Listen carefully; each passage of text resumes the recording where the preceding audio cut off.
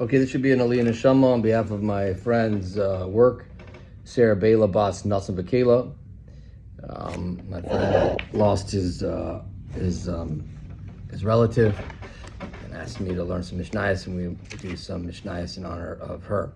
Kol Yisrael yesh lem chelik olam haba. We're in Pirkei Avot, chapter 1. Shneimar Ame kulam tzadikim le'olam b'yeru haaretz netzar mita'ai masay yadai li'payir.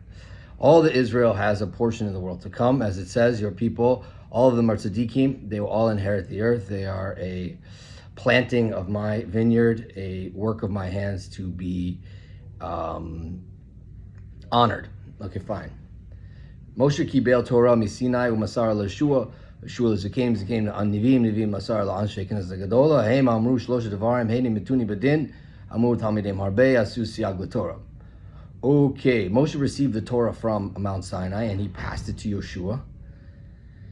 And Yeshua passed it to the Zakanim to the prophets and the elders, Zakanim the elders, and the elders to the prophets, and the prophets they passed it to the men of the Great Assembly.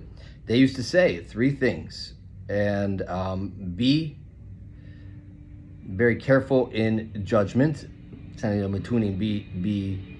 Hamidu Talmidim Harbe, Vasu Siag LaTorah. Make many students and put a fence for the Torah. So first of all, this is Pirkei Avot. It's like the ultimate Jewish aphorism collection. And part of the Mishnah series, as far as I understand. And it has ethics and history and values and teachings and wisdom, insights. So let's see what we can get through. So Moshe received the Torah from Sinai. You know, all the Jewish people were there. We had recently in the Parsha, but Moshe received it from Sinai and he passed it to Yeshua. Fine, Yeshua.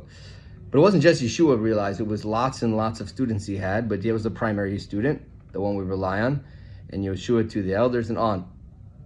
Fine. In other words, there's a straight lineage of Torah all the way from Mount Sinai to today, but it even goes back to Adam Arishon. But in other words, this kind of at Mount Sinai, what happened?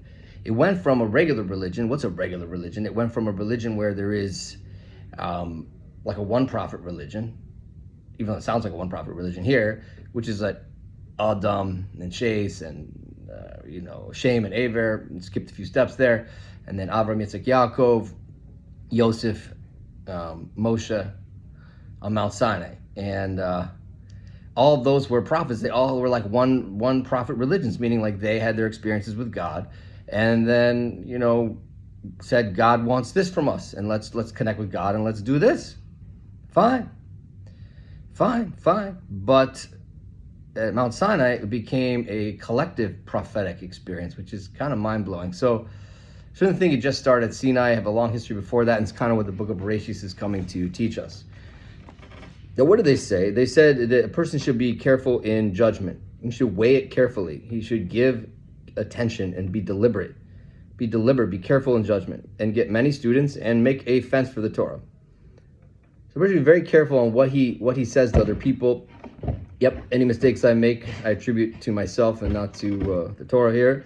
And stand up many students and make fences for the Torah. So we want to spread this like a garden seeds and make it very nice. So, fine. I think we'll just leave it. I don't know how much we're gonna go into depth in each of these. We're gonna cover some ground. The main thing is, when we give something over to somebody, we should be careful about what we say to them. We should be careful about the impact we have on them. We might need to make them a Talmud many times, meaning we might need to be patient with someone. A famous story somewhere in the Gemara I heard from rabbis about a teacher who reviewed something with his student like 400 times instead of 100 times. It's kind of like making a lot of students. Each time it's like a new student. Each person pass it on and be careful and make sure the impact is very good, and make a fence, make a siag, make a careful box. So when we learn something, we may have to learn it many times, we have to teach it to ourselves many times. We have to make ourselves into a student over and over and over again. Even Rab Nassel, one of my teachers back in Israel a long time ago, said that we can't even call something learning something until we learned it 4 times. So that's very interesting. Well, we can't go until we learn it 4 times. Okay, fine. And we make ourselves a student many times, and we need to make a structure for ourselves. If we don't have structure, and we don't review things, and we're not very careful about what we're learning, we're not going to internalize very well. Have a beautiful day.